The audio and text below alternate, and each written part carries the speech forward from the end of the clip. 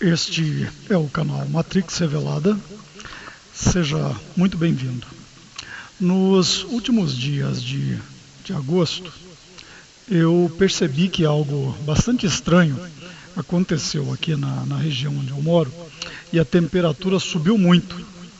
E quando a gente olha para a média de máximas para essa época do ano, nós deveríamos ter uma média máxima em torno de 25, com pico em 33. E houve dias em que a temperatura chegou a 34 graus aqui.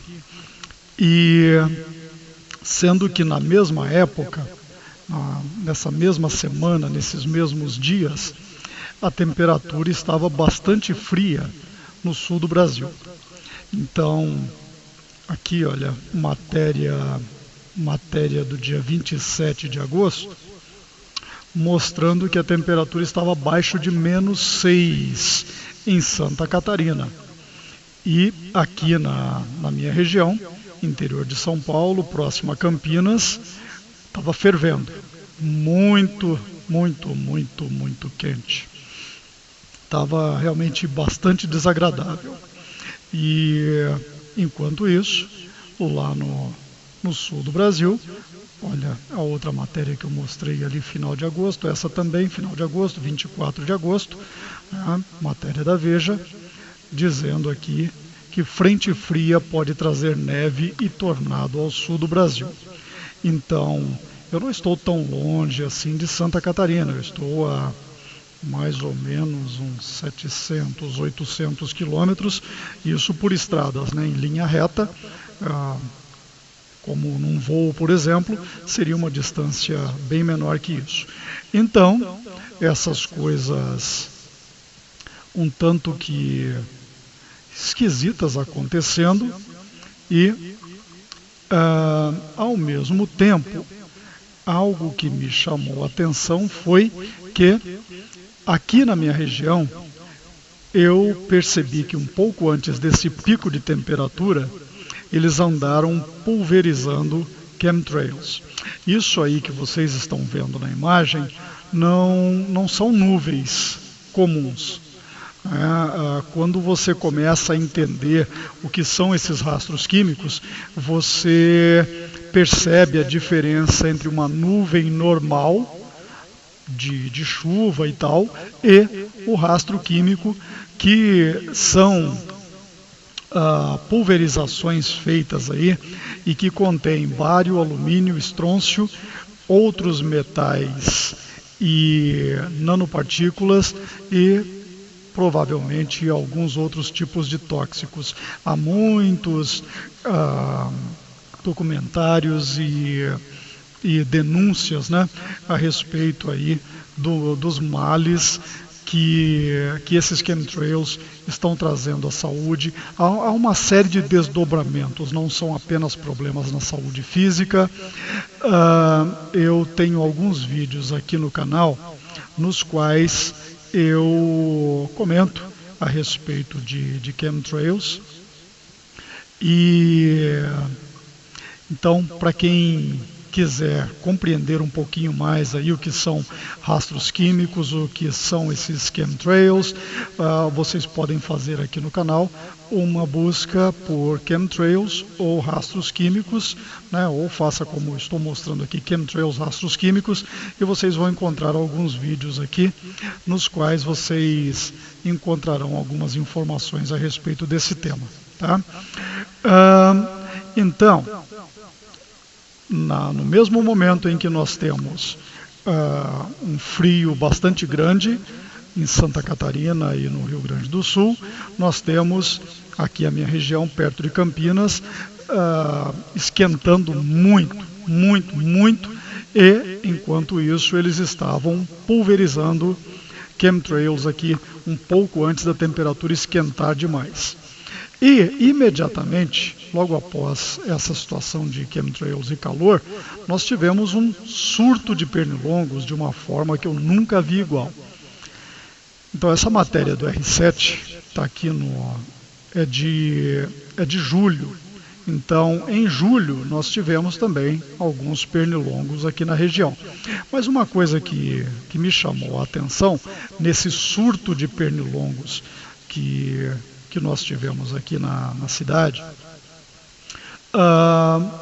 foi que essa matéria chamou a atenção para o fato de pernilongos serem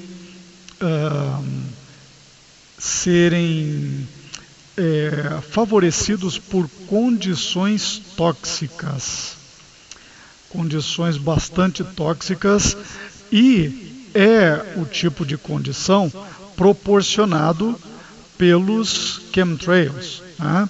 Então, a falta de chuva eleva o nível de poluentes, então os chemtrails são altamente tóxicos, são altamente poluentes, e eles estão contaminando mananciais de água, estão contaminando lençóis freáticos, estão contaminando plantações, estão causando doenças. Tem uma doença chamada Morgellon, em que as pessoas têm problemas de peles, feridas, e há também aí o desenvolvimento de parasitas que estão surgindo nas pessoas, e há aí bastantes estudos que apontam para uma origem desses problemas de saúde relacionados a chemtrails e nanopartículas e itens correlacionados. Então, assim como eu não tenho como afirmar com todas as letras que esse surto de pernilongos e provavelmente outros insetos estejam relacionados com os chemtrails, ninguém poderia provar o contrário, né? É lógico, nós não temos aí estudos governamentais, porque os governos negam os chemtrails. Uma coisa que a mim, pelo menos, chega a ser irritante, além da maldade daqueles canalhas que estão nos pulverizando com esses venenos, e isso envolve aí toda uma grande conspiração,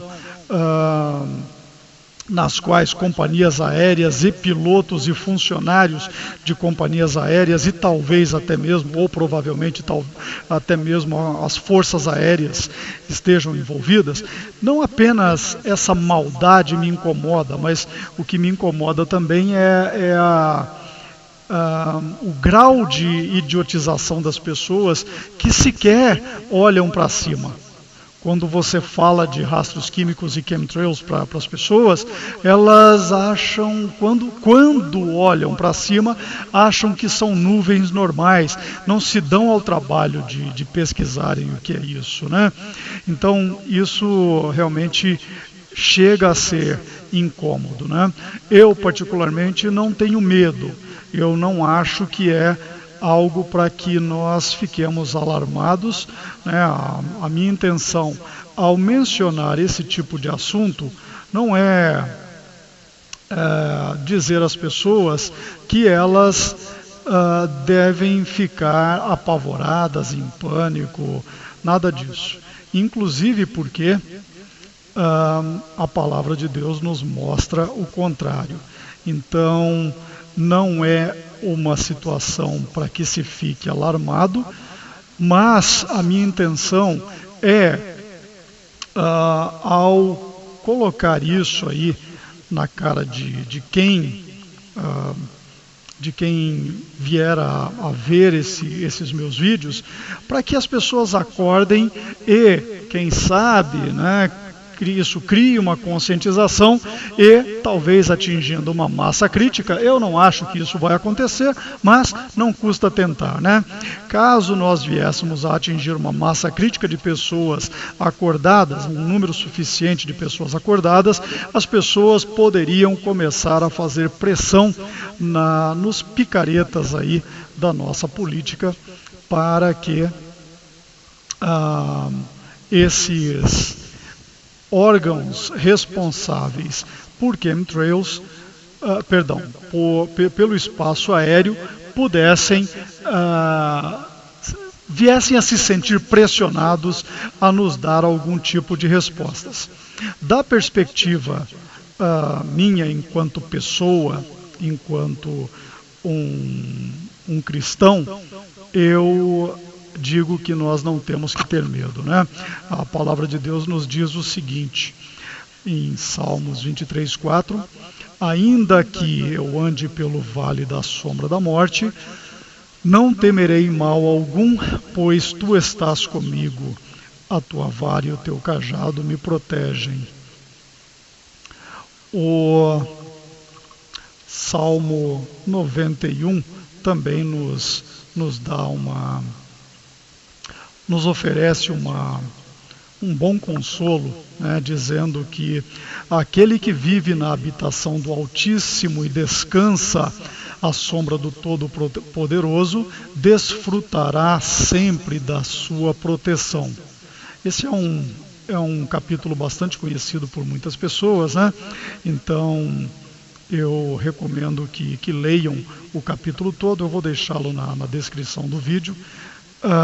Um outro verso que também é interessante nesse sentido está no livro de Marcos, capítulo 16, verso 18, né? E aqui falando dos sinais que acompanharão aqueles que creem em Jesus e na palavra de Deus. O verso 18 garante que nem mesmo serpentes venenosas terão sucesso contra uma pessoa protegida por Deus, né? O apóstolo Paulo foi um exemplo disso. O livro de Atos mostra um relato em que o apóstolo Paulo foi picado por uma serpente venenosa, as pessoas que estavam em volta já o davam como morto e nada aconteceu a ele. Então, o verso continua dizendo, se algo mortífero beberem, de modo nenhum lhes fará mal. Então, esse tipo de veneno que os agentes do inimigo estão aí despejando sobre nós não devem ser temidos, pois aqueles que têm a proteção divina não serão afetados, ou serão minimamente afetados. Eu confio na palavra de Deus, portanto eu não tenho medo, mas eu acho uma tremenda canalice que isso esteja sendo feito no mundo inteiro e o gado esteja tão inerte que nem se dá conta de que isso existe. Para concluir esse vídeo, né, se outras pessoas estão aí tendo problemas com pernilongos, como eu tive nos últimos dias, né, eu aprendi uma técnica bem interessante para me livrar dos pernilongos, e funciona, tá? Garanto a vocês que funciona, funcionou para mim. Os vizinhos chegaram a chamar a vigilância sanitária aqui do município, né? O pessoal, inclusive ontem, teve um funcionário da prefeitura que veio aqui na minha casa, né, olhou no quintal e tal, para ver se tinha água parada, balde, alguma coisa desse tipo, porque o trabalho que eles fazem é apenas de prevenção, eles não atacam, eles não pulverizam, não atacam os mosquitos. Então eles fazem apenas um trabalho de prevenção, visitando as casas e verificando se há pessoas que estão com reservatórios de água abertos no quintal e que podem ser criadouros de mosquitos e pernilongos, né, e outras pragas. Então, eu particularmente prefiro não usar químicos, né? Eu não gosto desses qual é o nome disso? Desses mata-insetos, né? Inseticidas, pois eles estão cheios de químicos, e por mais que as propagandas digam que eles matam apenas os insetos, né, e que eles não nos fazem mal, eu particularmente não acredito nisso. Então, para concluir, um repelente natural que eu acho bastante interessante, me ajudou, tá? Funcionou, vocês que estiverem tendo esse mesmo problema aí com pernilongos podem também se beneficiar dessa dica. Como fazer repelente caseiro com uma laranja? Você precisa de uma laranja, cravos, uma vela. Modo de preparo: corte a laranja ao meio e esprema até remover todo o suco da polpa.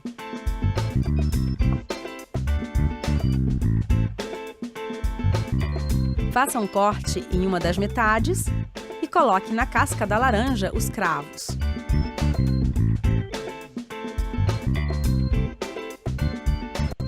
Coloque a vela na metade que não foi cortada e coloque a metade com os cravos por cima. Acenda a vela e você terá um repelente caseiro contra mosquitos.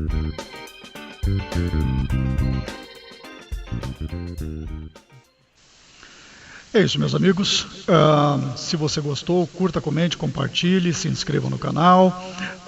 Compartilhando, você colabora para que mais pessoas tenham acesso a esse tipo de informação e quem sabe lá adiante nós tenhamos aí um número de pessoas acordadas, formando uma massa crítica com a qual nós possamos pressionar esses canalhas que estão nos matando e nos dizimando com esses químicos pulverizados aí sobre as nossas cabeças. É isso, um grande abraço a todos e fiquem com Deus.